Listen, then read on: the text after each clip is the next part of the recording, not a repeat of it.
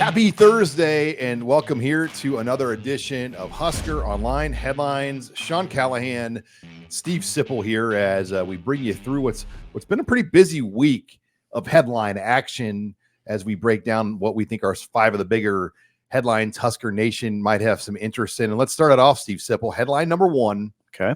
Sellout number 400 will be on a Friday night stage in Lincoln. Like it or hate it, this is it. This is the deal. You're playing this game on Fox National TV on a Friday night. You know there was going to be some blowback maybe from the high school community with high school football that gets played on Friday nights. Okay. This will be the fifth time now since 2017 Nebraska's played a Friday night game, but the first time since they've been in the Big Ten that they've ever had to play a home game on an off Saturday, non-Black Friday. So it is a first, but to add to this, that game is also projected to be the 400th consecutive sellout of Memorial Stadium. So there's a lot of thinking there. And you know me, I'm always on the optimistic glass half full side. Yes. Don't make this a negative.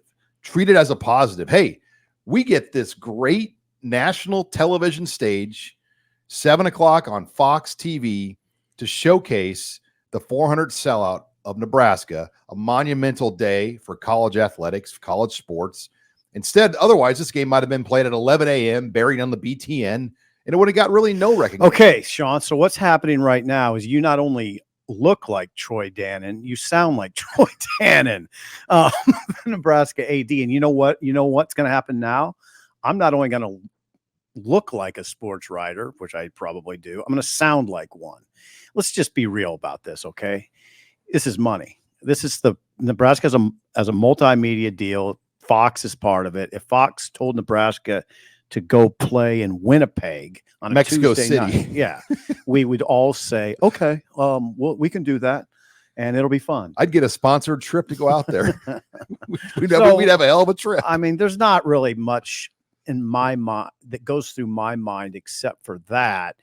Now, you do definitely have to be sympathetic to the high school community for sure. And also the businesses in Lincoln, which, I mean, this is taking money out of their pocket, right? Why would it though? I mean, Friday people be down here all day partying. Not the same though. I mean, yeah, I mean, but Saturday it opens the door. I don't. You're right though. It's going to take away. Yeah, hey Dan, you can't sell that part to me. That it's not going to affect the downtown. Well, not just the downtown business. It's just businesses all over. Friday will still be a good day.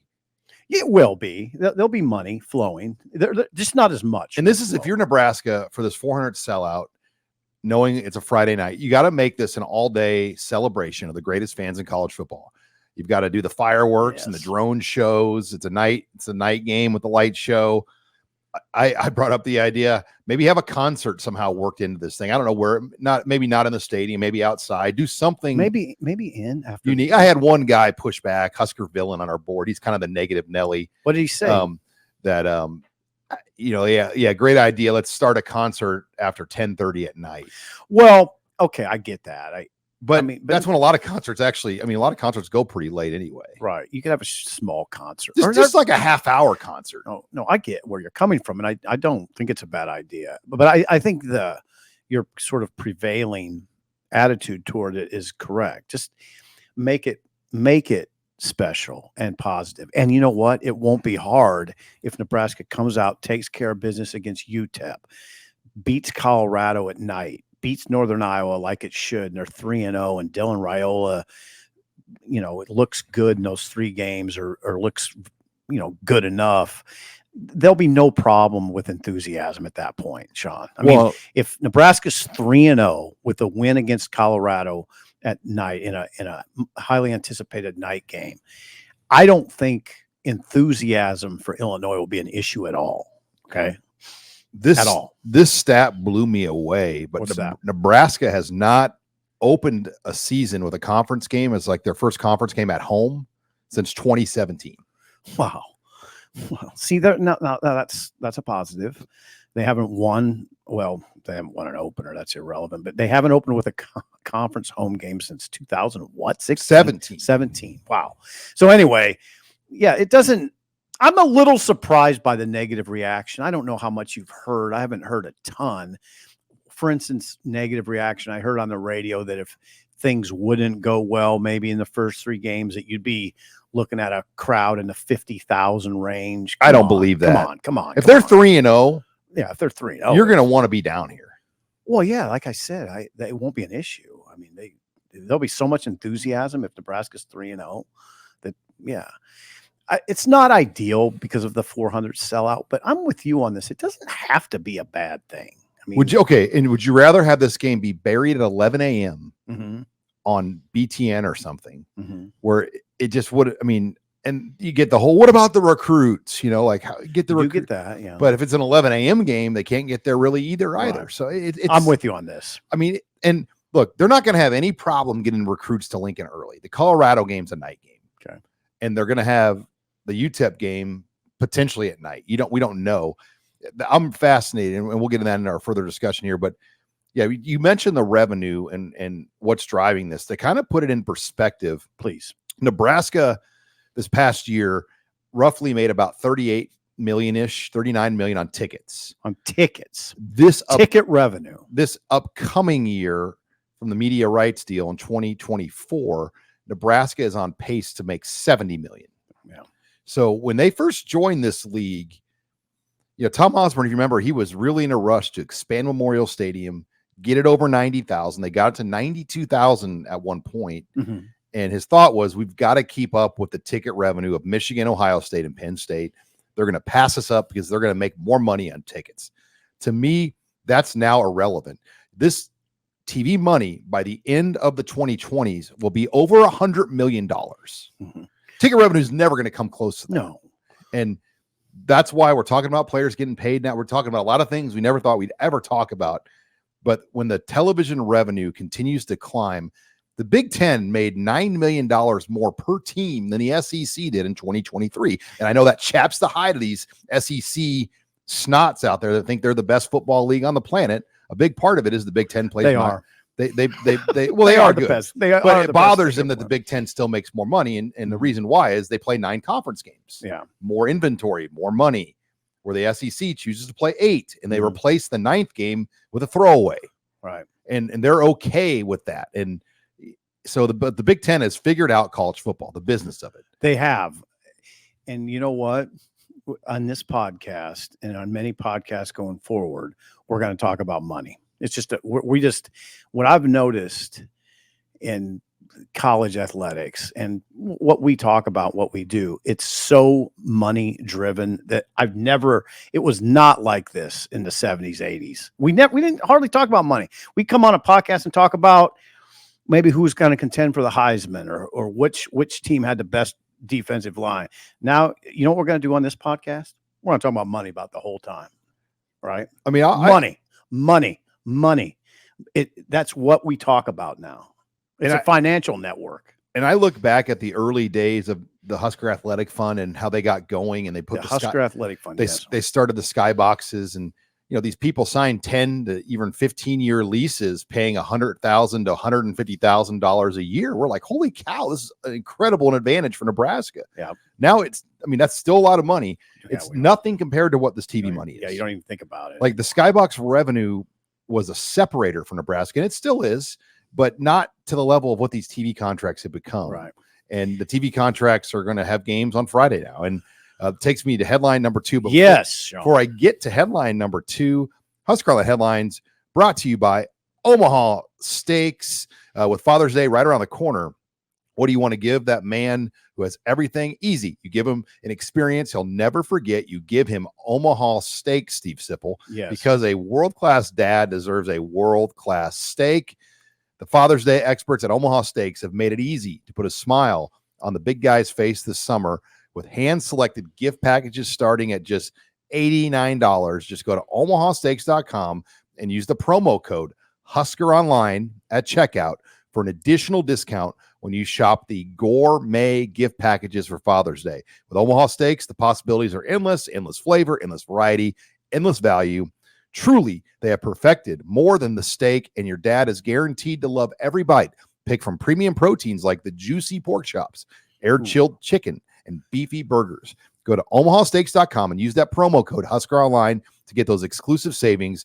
Shop for an unforgettable gift that are guaranteed to make Dad's day, because there's only one thing Omaha Steaks knows. It's that Dad wants steak. And I can agree with that. That's a very good Father's Day gift. That's omahasteaks.com. Promo code HuskerOnline at checkout. Check to get these exclusive savings at just $89. And I just got my Omaha Steaks stuff this week. And let me tell you, I was excited. The package here is incredible. And you're going to want to jump on this deal here for Father's Day.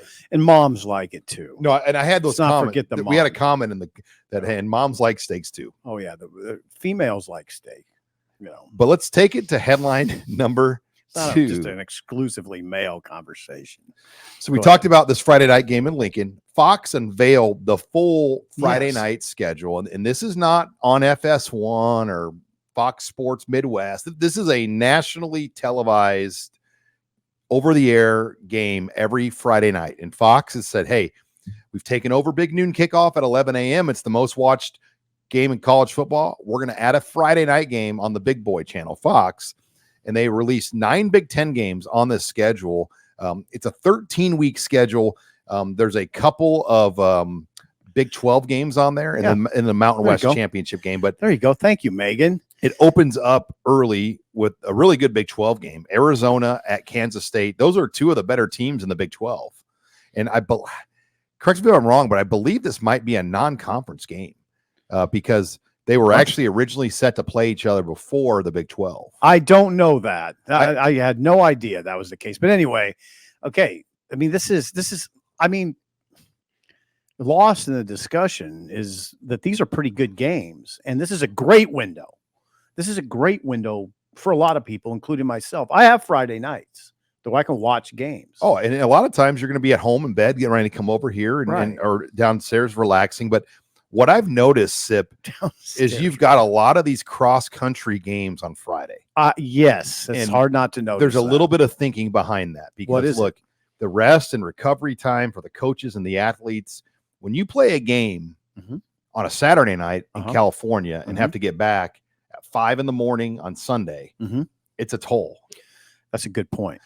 By doing this, you're going to help, Washington and Rutgers. You're going to help Washington get recovery. Michigan State's going to get better recovery because they'll get home Saturday morning, and they can, maybe some of these teams will stay. I doubt it, but maybe some of these teams will stay on Friday and leave in the morning. But more than likely, a lot of them will just get on the plane and still leave you. This is amazing. Right out of the gate, you're putting these cross-country trips together. Washington at Rutgers, then Michigan State at Oregon. I mean, those matchups. Now, listen, the cross-country element's not perfect for everybody, but these matchups are fascinating to me. Oregon's going to West Lafayette on a Friday night. I don't know what that's going to look like, but I'm very intrigued by it. I'm actually intrigued to see Rutgers at USC. Absolutely. I mean, Rutgers hammered Miami. Hey, Rutgers, I watched this. I know it sounds terrible, but I watched the spring game. Teams, including Nebraska, will have their hands full with Rutgers. They're 6 wins last year. They're well-developed players there. A lot of New Jersey guys. Greg Schiano. I sit by a coach every day who emphasizes that Rutgers is a physical program. It's Schiano. It's Greg Schiano. They're physical. I mean, they pushed around Miami. I know they did, Sean. Then, look at Iowa. Tell me you're not intrigued by Iowa at UCLA. Iowa, UCLA, and then UCLA, Washington are excellent Friday night. I mean, that little 8, 9, 10, 11 November stretch there, those are going to be some really good games. Yeah, and you're going to see how life is different at certain places. Like Iowa going to UCLA, Sean, on a Friday. I guarantee you that the stands for UCLA's game will be there might be 10,000 people there on a Friday. People getting off. Well, they don't go to the games at UCLA on Saturday. They're not going to go on Friday. You're going to watch a game with 15,000 people at it. That would never happen. I mean, that would never happen at Iowa. It would never happen at Nebraska. It might happen at some places from traditional Big Ten teams, but it's going to be weird. It's going to be odd to see that. So this Rutgers USC game, this just crossed my mind. You know why it's being played at 11 Eastern? I don't know. MLB playoffs. So what you'll probably have, and that might be game one of the Worlds. That might be a World Series game, but if the Dodgers, which they're projected, I mean, the Dodgers and the Braves are could be playing. and the Phillies are projected right now in the NL to possibly come out. You could have a Dodgers World Series game flow into a USC game at 10 p.m. our time. Yeah. Interesting. 8 o'clock out there, but Yeah. it's a, heck of an idea. I mean, if you're going to put a Big Ten team after a World Series game, you do an LA team. Yeah. I was really taken by the schedule. I like it. I mean, it's fascinating to me. And it is a great move by Fox to capture the Friday window. It's a great move. Well, and Penn State, Michigan, and Ohio State not on these schedules. Right. And look, you can say, oh, they're protected. Well, here's why they're protected. They draw numbers, and they're too valuable to the Big Ten on Saturday. Yeah. But isn't Nebraska? Not to that level. You got to win. Yeah. If you haven't been to a bowl game since 2016, Yeah. your games don't have national meaning. Babe. And look, Nebraska still is a good draw. they're a good draw, but they've got to win to, and you look at, I got you. I mean, I understand. Penn State, Michigan, Ohio State, you can be mad they're not a part of the Friday night lineup, but they're just the reason the Big Ten television contract is what it is those teams right now. They draw numbers on Saturday. Yeah.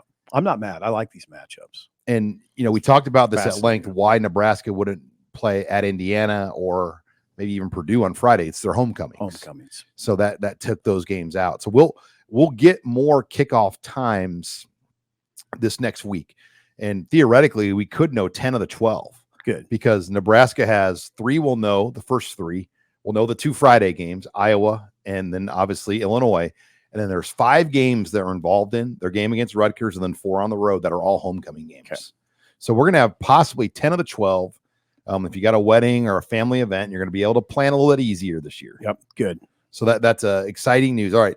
Before we take it to headline number 3, HuskerOnline headlines brought to you by Mando. And talk about another great Father's Day gift.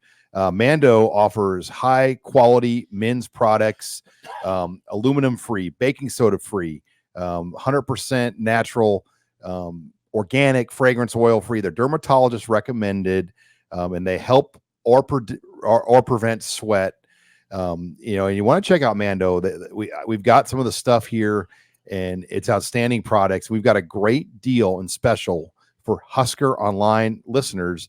We're going to get you connected with the Mando starter pack. It's a perfect new thing for a new customer. It comes with a solid deodorant stick, cream tube deodorant, 2 free products of your choice, like mini body wash or deodorant wipes, and free shipping. We're going to give you $5 off that starter pack, which equates to over 40% off your starter pack. You got to use promo code Husker. So go to shopmando.com. Use that promo code Husker. That's shopmando.com. Husker is the promo code to take advantage of this great deal by getting that Mando starter pack. Thanks again to Mando for sponsoring us here on the HuskerOnline show. Okay, headline number 3, Steve Sipple. Mm-hmm. Matt Rhule takes transparency to another level with his football program. And, this past week, we sat down with 5 different members of Matt Rhule's support staff, led by Vince Ginta, Ryan Callahan, Keith Williams, among others. And, you've covered Nebraska football a long time. There's never really been a coach that's opened the curtain up like Matt Rhule has done here over this offseason. No, there hasn't. I mean, Matt Rhule's, his transparency is admirable. I think it's also valuable, and it's also informative in that I think it, Sean, correct me if I'm wrong, but I'm not wrong. It shows you that Matt Rhule is very confident in his operation. He's confident in the people that are running the operation. Everybody from the 10 assistant coach, the 9 assistant coaches, how many there are, full-time guys, to Vince Ginta, who's, you mentioned, the senior director of recruiting and player personnel, on down, I guess, to Ryan Callahan. I hate to say down, but including Ryan Callahan, who's, people don't know who Ryan Callahan is. He's the director. He's been here 7 years. Yeah, but they still don't know. He's a behind-the-scenes guy, director of recruiting systems and strategies. He's the data man. And we learned, there they are. That's from left to right. That's Vince Ginta to the left. That's Ryan Callahan in the center. and that's Keith Williams. Good job. To the right. Yeah. Keith Williams is the director of player personnel. But what I was getting at is Rhule obviously is very comfortable with his operation. He's confident in it. He's confident in these people, confident enough to put them on camera in front of the media to talk about what they do, to field questions. No, we've never seen anything like this. We've had transparency over the years, and I date to Osborne. It was transparent for the most part, but nothing like this. Nothing like well, this. and we've seen Rhule, and I've heard Rick Neuheisel talking about this. When you're a coach in your first year, you feel like you're always behind, and you have to rush and do things and make some hires and get things going. Year one's now behind, and you've seen Matt Rhule even make some changes in that personnel department and kind of reshape things and tune things up. And I find it fascinating. You've got a original Bill Callahan hire in Vince Ginta, who worked at Utah before Nebraska, and he's been at Oregon State and Wisconsin. In the middle, you got Ryan Callahan, who started out as a student manager at UCF for George O'Leary, worked for Scott Frost. And then Keith Williams, a former Kevin Cosgrove recruit that played for Bill Callahan, went in the NFL out of St. Louis. So, Rhule is open to, like, hey, they're not all my guys from like my tree. He's got a tree of people in that personnel department that are from various different coaches at Nebraska. And Keith Williams played for Bo Pelini. Right. He did. And so, so now people, Sean, the natural question is, okay, what did you learn? I mean, why is this valuable? It's valuable for a columnist in the off season in May because it's material. Okay. But what did we learn? For instance, I was very interested in Avery Gossett, and she's the director of recruiting operations. So who puts together the official visit, Sean? Who's in charge of the official visit? It's Avery Gossett. So you get a chance to ask Avery Gossett, in this day and age, and you talk about this a lot, the visits that are critical occur in the summer now, June, right? It's Memorial Stadium's significance in the overall recruiting picture is somewhat diminished because it's the visits on game days aren't what they. Well, you got to get them here as juniors then. Yeah. To a game on their own. But what Avery said that was interesting was Matt Rhule is very creative in sort of recreating the game day experience, but doing it in June. He has the recruits come through East Stadium, and there's an elaborate presentation. And when they go out on the field, there's I imagine the video boards are rolling, and there's a presentation that tries to give you an idea of what it is like on game day, even though you're in an empty stadium in June. Those are the kind of things that are very interesting to me. Well, the measurable aspect too, in the NFL kind of mindset. I mean, Matt Rhule has talked about that. Matt Rhule has a very particular way to evaluate. I mean, his style. It's track speed, it's track numbers, it's arm length, it's body length. It's things that you can't coach, like things that God gave you that you can't make a guy longer armed, or you can't make a guy necessarily faster. And the profile player they recruit. And you saw that Baylor. I was talking to JD Piquel, who played for Matt Rhule at Baylor, and he said when Matt Rhule got his full system going, when those Baylor players eventually got to the NFL Combine, they dominated the Combine. Is that right? And they had tests out of the water. And, that's kind of what he's building here. I mean, if Jeremiah Charles or Jalen Lloyd and some of these guys get to that point where they're invited to the Combine, they're going to test out of the water. So now here's you heard this. I was fascinated by this, that Ryan Callahan had to put some kind of program on his phone because Rhule is constantly asking him for measurables of prospects. I mean, he almost portrayed it as being almost around the clock, where he couldn't just, okay, I'm not at my computer, coach, I can't do this right now. No, he had to move it. He had to move the information system to his phone so he can answer those questions pretty much round the clock. And do you think Matt Rhule strikes you as a guy that's like, hey, I'll get it to you in the morning, coach? No, he doesn't strike me as that guy. Get it to me in 2 minutes. Yeah. In fact, you know what? You know the way he strikes me? He strikes me like Bill Callahan. Bill Callahan, say what you want about him. He was very recruiting oriented, and they recruited at a high level during that period. He just had a couple assistants that probably brought him down a little bit, but the evolution of the spread of the Big 12 is what brought him down. Cosgrove did not have experience against those looks. No, we don't have to relitigate And we don't need to get all that. But we can agree that recruiting occurred at a high level under Callahan, and it was emphasized at a high level. They recruited pros. Yeah. And that's what they're trying to do. And somehow, some way, things were overthought here in recruiting the last 10 years. And some, I mean, like Overthought, there's some laziness. Harrison Phillips. Right. Like, how do you not lock that guy up? I don't know. Joe Burrow. I don't know. A Heisman Trophy winner. Overthought it. There's a lot of that you can point to. But so this again, Rhule has really, and we're not done, by the way. We're gonna meet with the strength staff and the nutrition. Yeah, strength and nutrition. They call performance in a couple weeks. There's gonna be more, and I can't tell you how valuable it is. You learn so much from these sessions. Yeah, you go back to our job before, there were some people that from post spring ball to fall camp would be lucky to get an interview of anything, also that whole period. Well, you're talking coaches. No, like media. Oh, media. Yeah. I see what you're saying. You'd have to go in the kitchen and create meals with not much. Right. No, yet now it's to the point where he's like, all right, we're just going to give you as much info as you need to do your job. I think that's part of it. I mean, he has the fans in mind too. I mean, he wants people to see what's going on. Isn't that interesting? Because I've dealt with coaches here that it felt the opposite. They don't want you to see what's going on. It wasn't like when I go back over the head coaches, it wasn't that they weren't transparent. There's just levels of transparency.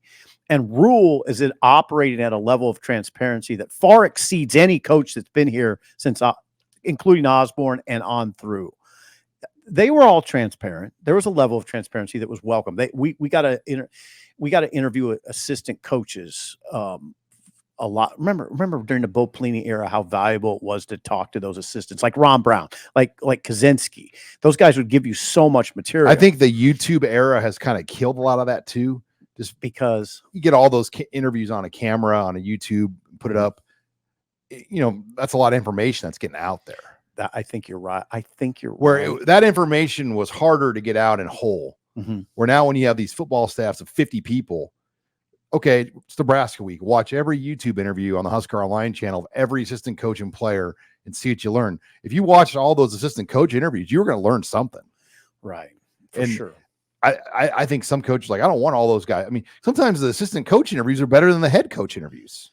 Well, okay. Now we're getting into, it's kind of a complicated conversation.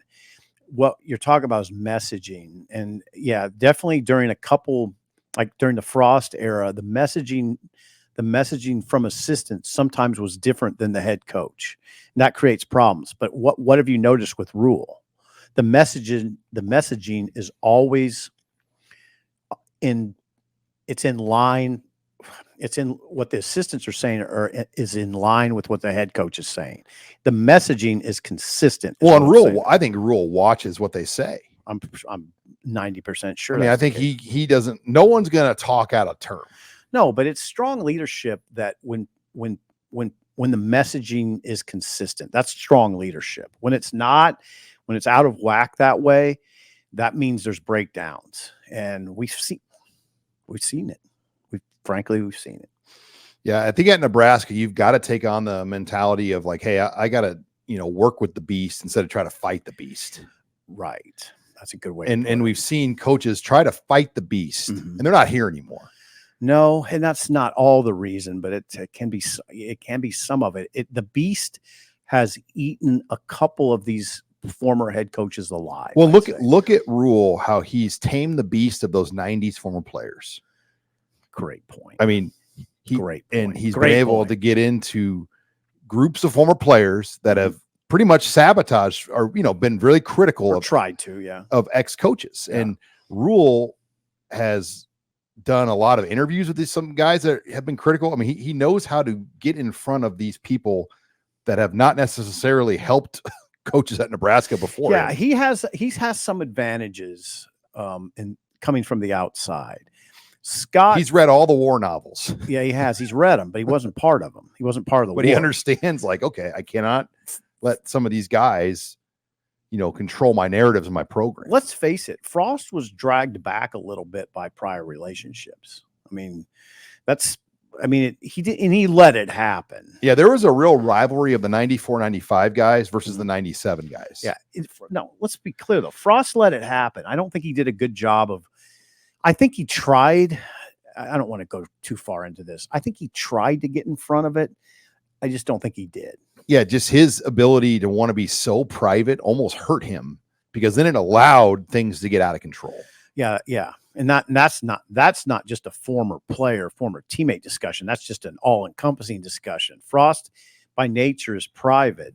So always has been. Right. So that means, a lot of things crop up that are kind of fictional. With Rhule, he's just out there. Yeah, his doesn't wife. Have to be. Okay, like think about this. Rhule's wife, Julie, is opening a dry bar, a hair salon to do like hair blowouts for women in the South Point shopping mall. He made a tweet, and like thousands of people have interacted and engaged in this tweet about his wife's new business opening. I want to tell you something interesting too.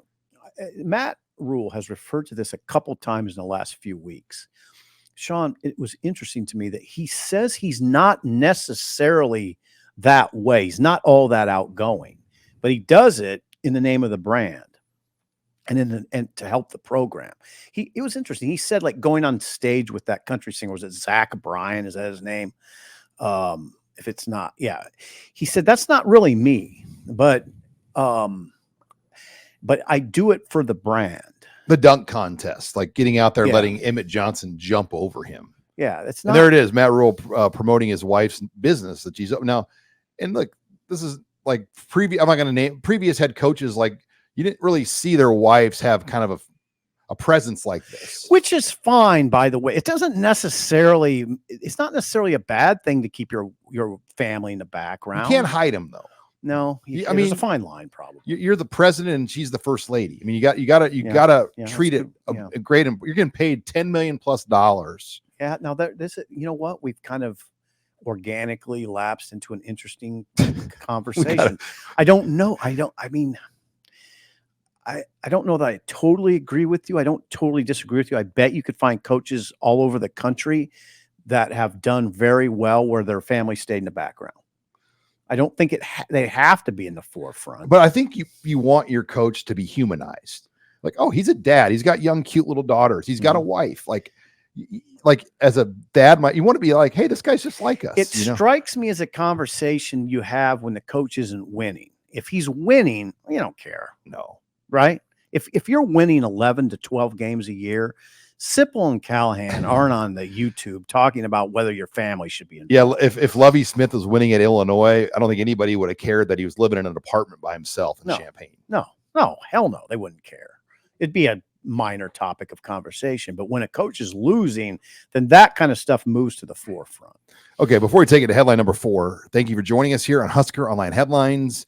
If you're not a member of HuskerOnline.com, we got a great deal, great promo going on right now at Husker Online.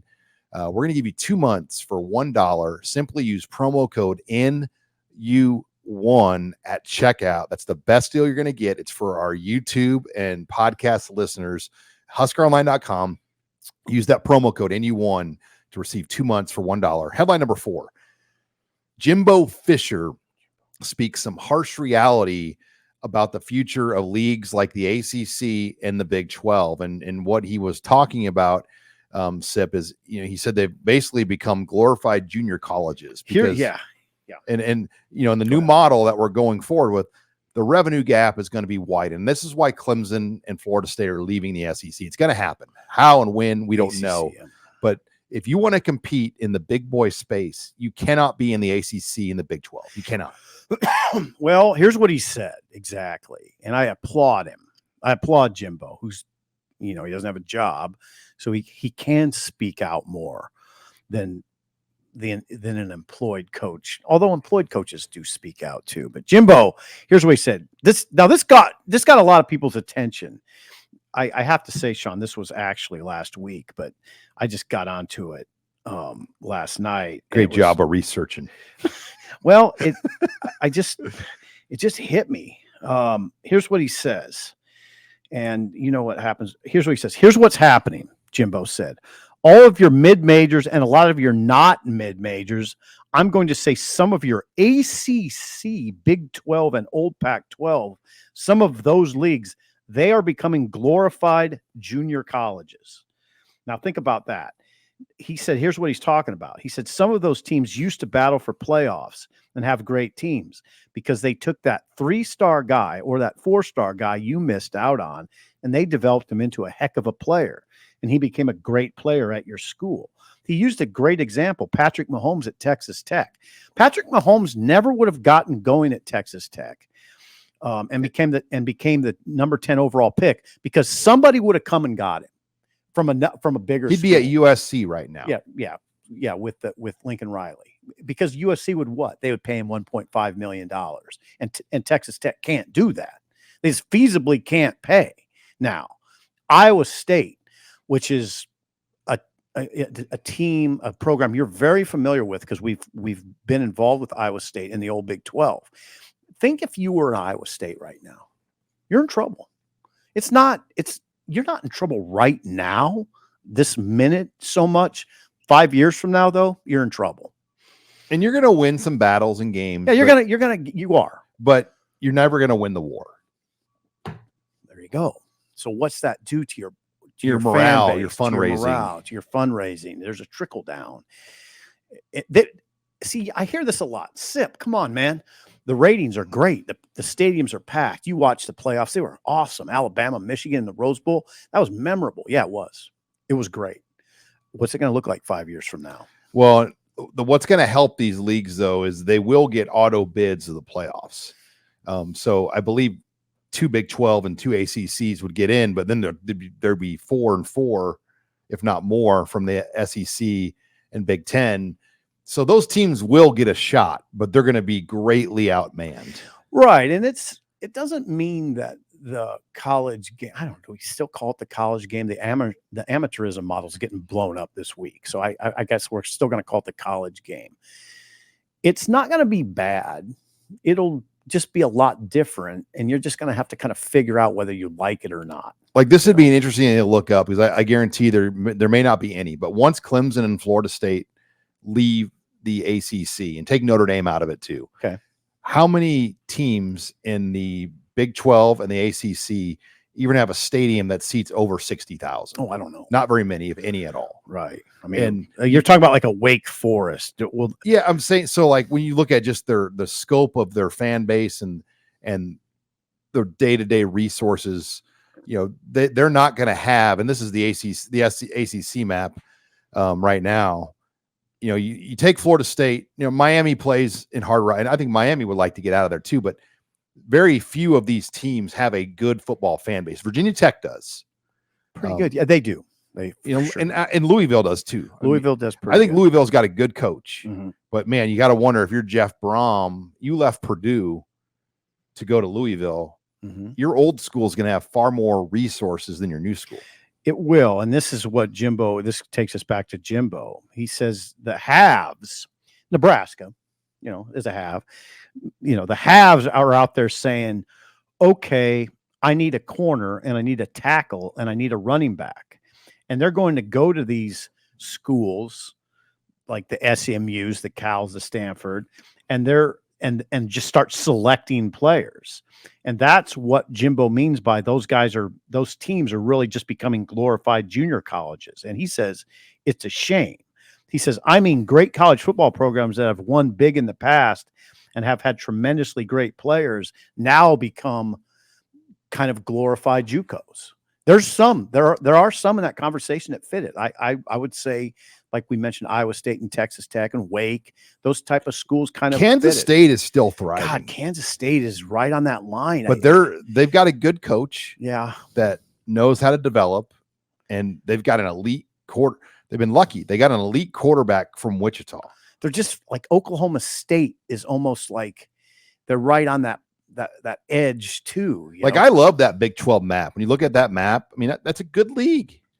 It is a good league, but they're fighting an uphill battle, a lot of those schools, because if if Ohio State wants you or Michigan wants you, they're going to come with money that Oklahoma State doesn't have. Yeah, T. Boone Pickens. You know, I don't know what his. I don't even know what his situation is, but those schools don't have they won't have the money to keep up. No, you're right. And Colorado, like once the prime era ends there, which who knows when, but you know, as Colorado's, I mean, you got to figure they're going to fall off big time. The first year, because there's no players there. I mean, right. This is what I'm getting at. And this is an extreme example, but this will be near and dear to your heart because you're friends with the Burrows. You're friends with Jimmy Burrow. Jimmy Burrow was telling a friend of mine, I want you to think about this, Sean. And this is what I mean. And I hope people don't interpret this as all simple, being negative about college sports again. I'm not being negative. I'm telling you what it is. Ohio, which I liked college football when Ohio was pretty good. They could rise up and beat. They could beat Minnesota. Here's what happened to Ohio. They won 10 games last year. You know what happened? They lost 10 starters to the portal, not 10 players, 10 starters. Now, I would ask you, Nebraska fan, how would you feel about college football if Nebraska wins 9 games and then loses 10 starters to the portal? Not players, starters. Ty Robinson's gone. Gifford's gone. Tommy Hill's gone.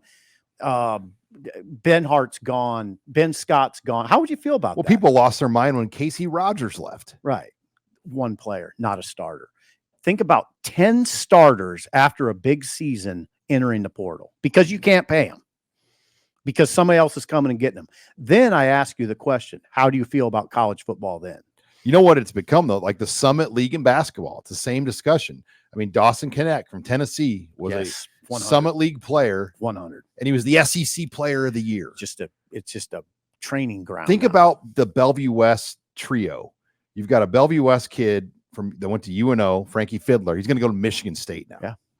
Now, William Kyle, Bellevue West guy. He's going to be at UCLA. And then obviously Chucky Hepburn's going to be at Louisville, right? Yeah, Chucky Hepburn's going to Louisville with a big price tag. He's getting a lot of money to go. Wisconsin is one of those Big Ten teams that doesn't pay as much. They don't try. So you have 3 local guys that essentially got bought out of their current situation. Right. And now if you're a Summit League coach, I think you just kind of go with it and say, look, I'm recruiting you and I'm going to get you to a point where you can go make a lot of money at a bigger school. Well, yeah, you can't make it. Like there's a kid at Lincoln Pius now. He's a 6'9" post, big talented guy with a lot of upside.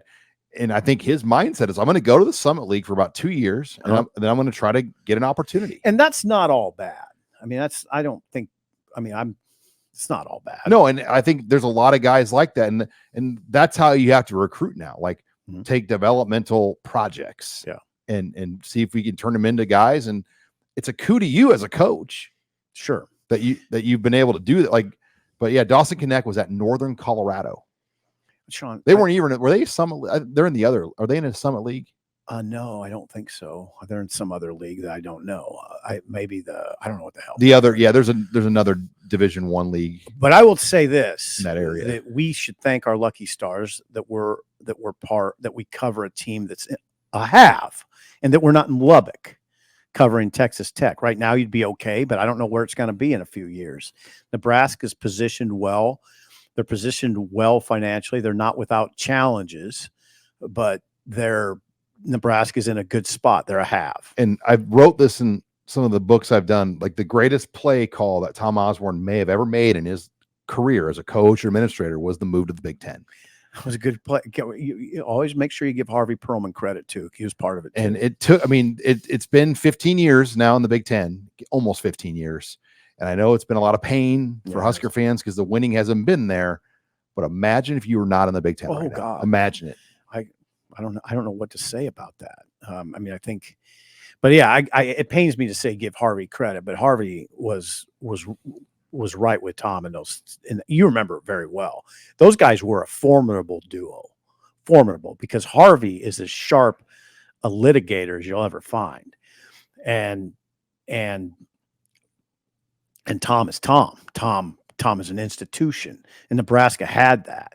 Yeah, they got Barry Alvarez and was it Grand Spanier, had the connections to Nebraska at that point, and they got the introduction to Jim Delaney. Yeah. And then the rest is history. Yeah. Yeah. And once they had the blessing of Alvarez and Penn State, they were, it happened. And, And I still believe, and we had this discussion on the show a few weeks ago, the 09 season really helped, because at 09, after that year, when Nebraska was talking to the Big Ten thought, at least at that point, they were buying a top 10 team. Mm-hmm. They're getting a top 10 football brand in terms of winning into their conference. Yeah, you're exactly right. I want to go back on something. I called Harvey a litigator. He's a trained attorney. I don't know if litigator would be the exact right term, but he's a trained attorney.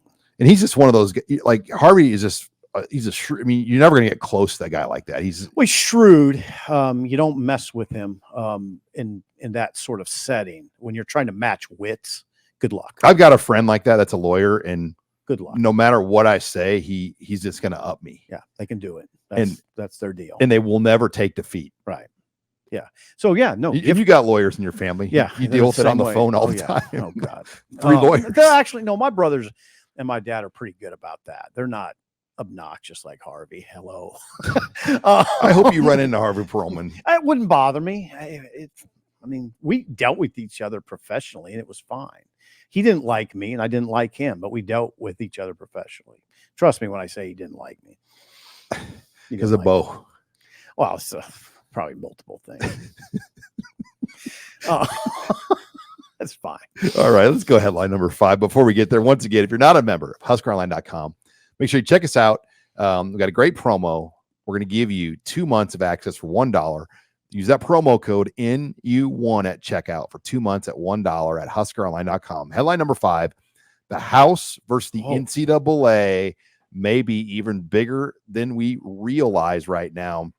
When you look at this lawsuit, and essentially what's happening in Cliff Notes here for you, if you're not up to speed, is the 4 years prior to NIL, they are suing, and there'll be back payments for student athletes to receive NIL for the 4 years before NIL. There's that. I think you're burying the lead a little bit with due respect to you, Sean. I think you're burying the lead a little bit. How about I read this sentence to you from CBS Sports?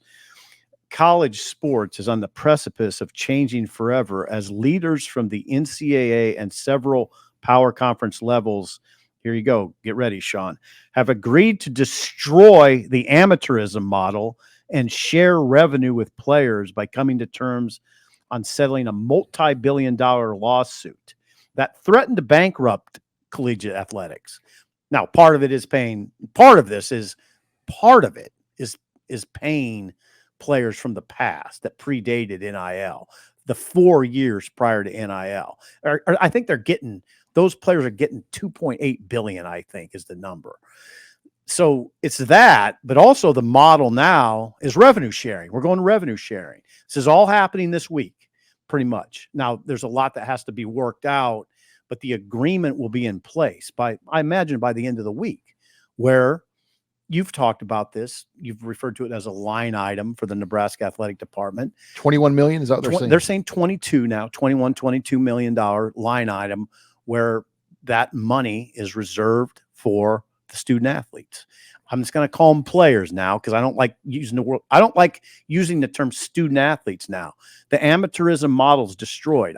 These are just players. Yeah, there was a video with Shedeur Sanders, and they were following him around going into a classroom, and he said it was the first time in 5 years he's been in a lecture hall. Yeah, there you go. Yeah, so I'm not going to do the student athlete ruse anymore. That's not what we're talking about. I mean, it's the amateurism model this week is being destroyed. It's a pretty landmark. So then they even have to go to school and just, there's going to be academic and eligibility requirements. Yeah, you would think.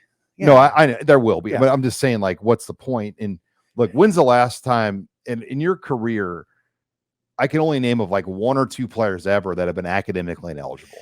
Well, that's the thing. We don't even have that discussion anymore. Like Nate Geary's bowl game one is the biggest. We did have that. So that was the Music City Bowl, and he failed to complete a course, basically. And Nate just got his degree this month. Yeah, and it was a pretty big I'd say controversy. I mean, it was, wow, he just didn't complete a course. Well, he just didn't go to class the whole semester. Well, I don't know about that. I'm not. No, I know. Like, I don't know that. He admitted, like, hey, I messed up. Like he it was. I don't know the details like that. Well, he didn't attend class. I mean, he didn't do his work. I mean, that's what happened. But anyway, it's pretty hard to fail. Yeah, I mean, Dylan Raiola still has to go to school. I mean, I would imagine Dominic Raiola still wants Dylan to get a degree. even though he's I don't think he's financially set for life, but it's if he would stay here, Sean, let's have this discussion. If he would stay here for 4 years, he would get to a point where it's probably pretty close, right? Financially set. Am I wrong?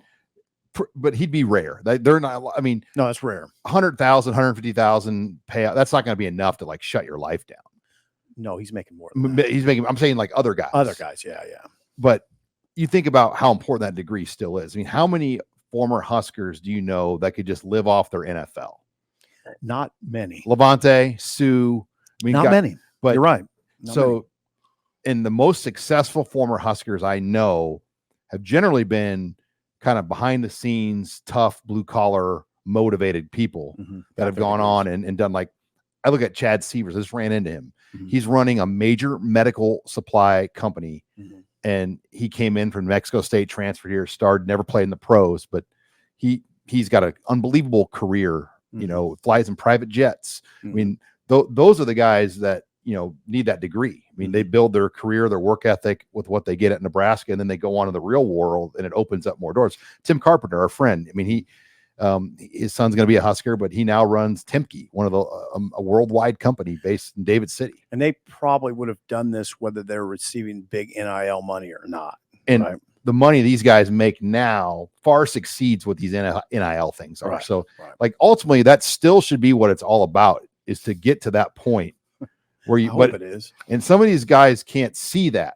They're only caught up in these payouts these 4 years. No, they're young. I share this. I didn't even tell you this, but I noticed it when we were at the Polynesian Bowl in Hawaii. And I heard those kids on the sideline during practice saying things like, "Did you get the bag? Did you get the bag? Would you get," like one of the guys was wearing a real expensive necklace. And that was compliments of the program that recruited him. I mean, you're hearing a lot. Did you get the bag? Well, I was walking on Waikiki in the shopping area and the Louis Vuitton store is right there. And I saw a large group of those players in there looking at Louis Vuitton merchandise that you're talking $2,500 to $5,000 type things they were looking at. That's NIL. Right? That's what we're talking about. Back 10 years ago, 5 years ago, that wouldn't even be a thought. No. And if it was a thought, you'd be like, where'd you get that from? Yeah, right. And you would maybe hear some whispers of players saying, "Did you get the bag? Are you getting the bag?" But now it's just out in the open. Now it's prevalent. Did you ever, like in the when you're more aggressive 1990s, early 2000s days, did you ever like investigate at the paper like cars guys were Here's driving? The deal with that. I will tell you this. I was never overly concerned about it because there was anecdotal evidence that Nebraska wasn't doing a lot of it. That D'Angelo Evans, for instance, was a D'Angelo, remember? Like almost a 5-star level. D'Angelo Evans, did I get that name right? The kid from Wichita. Right. Very good running back. And he told me once, this is an anecdote. He said, I'm kind of bummed out. It was a Friday and I was interviewing him, or a Thursday. He said, "I'm kind of bummed out." And I was like, "What's wrong?" He goes, "Well, I want to go see my girlfriend in Wichita, but my car won't make it down there." He was just driving a beater. And it kind of occurs to you, okay, so he does not obviously have a car deal. And if D'Angelo Evans doesn't have a car deal, who does?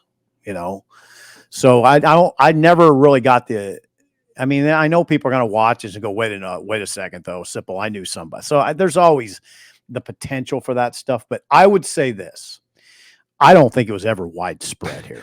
Heck, the swimmers and the wrestlers were the ones that got caught with that kind of stuff here in Nebraska. Well, the wrestlers, that was more the coach giving him book money, though. It wasn't big dollar Still stuff. Beer money. This is basically it was paying money for their books. That's what the wrestling coach got caught doing, basically.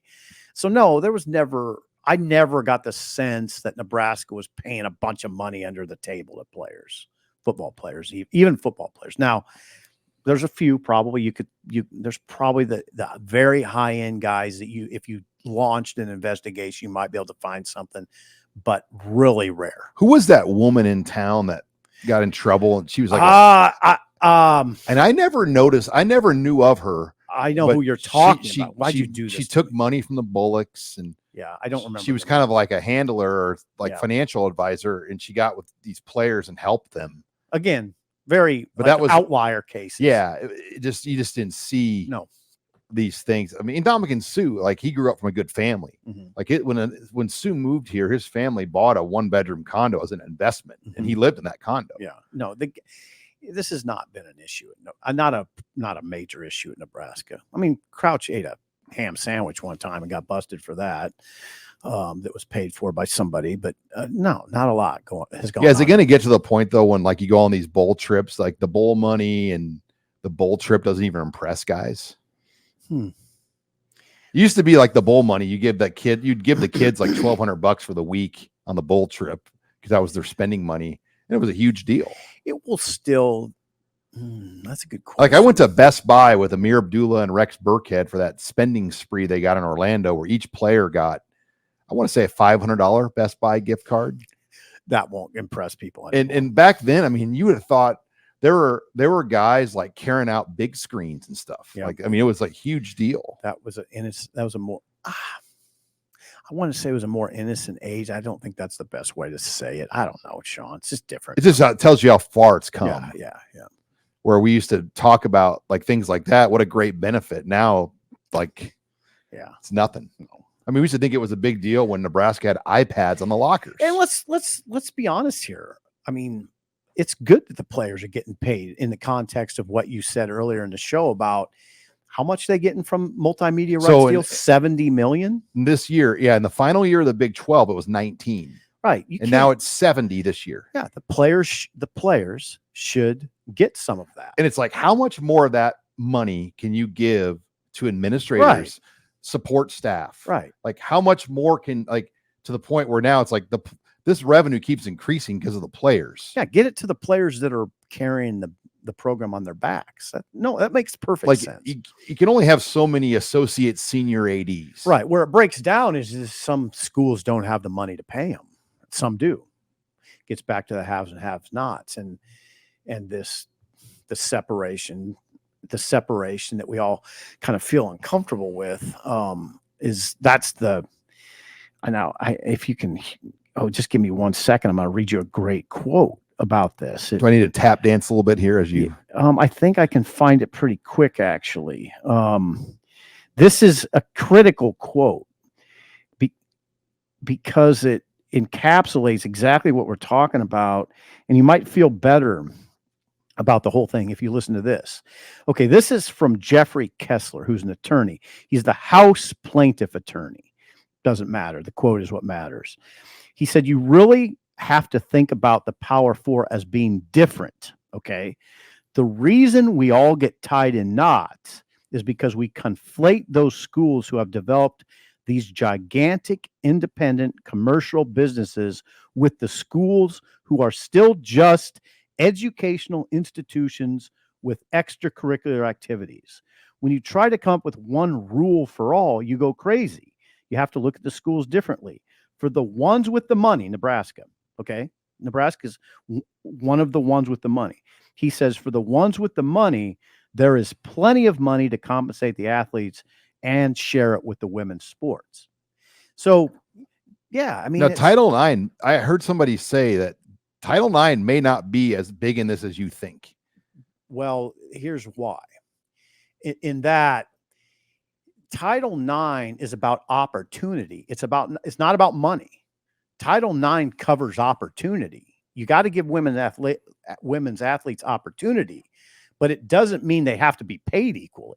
Yeah, because football, you see what I'm saying, makes over 90% of the money. Yeah, there's a distinction to be made. This Title IX was about opportunity, not equal pay. And basketball might make 5%. Yeah, I might get crucified for saying that, by the way, but that's lawyer talk. But I also can't imagine like the women's track team even thinking they're entitled to the money.